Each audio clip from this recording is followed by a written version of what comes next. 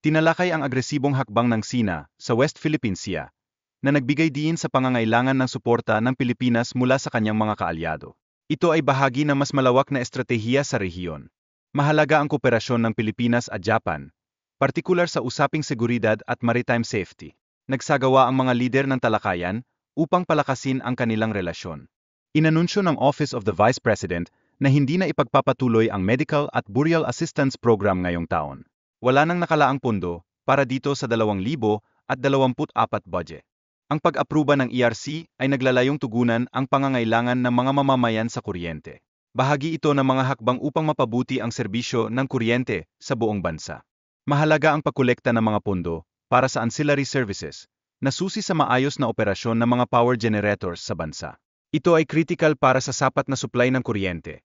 Ang mga dagdag na singil ay abot sa 0.124 centavos kada kilowatt-hour para sa Luzon at Visayas, habang 0.033 centavos naman para sa Mindanao. Tatalakayin ito sa susunod na 3 buwan. Ang mga hakbang ng EA Health ay naglalayong baguhin ang pulisya para mapabuti ang serbisyo sa mga mamamayan. Bahagi ito ng kanilang pagtugon sa mga isyu ng denied claims. Ayon sa mga ulat, umabot sa 6,175 ang mga naitalang TET scam sa Pilipinas noong 2024. Karamihan sa mga ito ay naitala sa ika-4 na quarter ng nakaraang taon. Nagbigay ng babala ang Department of Transportation laban sa mga peking alok ng libreng transport cards. Mahalaga ang pag-iwas sa mga mapanlinlang na alok upang mapanatili ang kaligtasan ng publiko. Ang anunsyo ng pag-aalis sa Cuba sa listahan ng mga terorista ay sinang-ayunan ng gobyerno ng Cuba. Ito ay nagbigay daan sa pag-asa para sa mas magandang relasyon sa US. Bagaman nanatili ang mga parusa ng US sa Cuba, nagdudulot ito ng matinding epekto sa ekonomiya ng bansa. Ang mga mamamayan ay patuloy na nahihirapan dahil sa mga limitasyon sa kalakalan. May mga pangamba na muling isasama ni Trump ang Cuba sa listahan ng mga terorista. Ang sitwasyong ito ay nagdudulot ng takot sa mga Cuban dissidents na posibleng mawala ang kanilang mga nakamit na kalayaan. Mahalaga ang karagdagang pondo upang mapabuti ang broadband services sa buong bansa. Magbibigay ito ng mas magandang koneksyon para sa lahat. Pinaghahandaan ng Office of Civil Defense ang paglikas ng mga residente sakaling itaas ang alert level sa Bulkang Kanlaon. Mahalagang magkaroon ng maayos na plano para sa kaligtasan ng mga tao.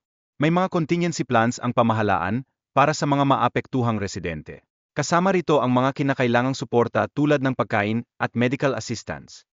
Ang programa ng pagkain ay naglalayong tulungan ang mga mag-aral na kulang sa nutrisyon sa pamamagitan ng masustansyang pagkain na ibinibigay. Nagsimula ito noong January 15. Bukod sa feeding program, naghahanda rin ang MCGI ng hygiene kits para sa mga mag-aral na naglalaman ng toothbrush, toothpaste, sabon at alkohol. Ang mga ito ay nagbibigay ng karagdagang suporta sa kalusugan ng mga bata. Ang Members Church of God International, MCGI, ay patuloy na sumusuporta sa paaralan sa loob ng 12 taon, na nagbigay ng tulong sa pamamagitan ng feeding program. Umaasa silang magpapatuloy ito hanggang sa katapusan ng school year. Ang mga otoridad ay nagdadala ng mga espesyalista mula sa ATA at EBI upang siyasatin ang mga pattern ng pagkasunog, kasama ang layuning matukoy ang eksaktong sanhi nito. May mga ulat na nagsasabi na maliliit na sunog na nangyari bago ang pangunahing pangyayari. Nagiging sanhi ito ng mga katanungan hinggil sa koneksyon nito sa sunog sa Palisades, isang mahalagang aspeto ng investigasyon. Maraming tao ang naakusahan ng arson sa rehiyong ito nitong nakaraang linggo, ngunit wala pang tiyak na naitalang individual. Patuloy ang investigasyon upang makakuha ng mga ebidensya.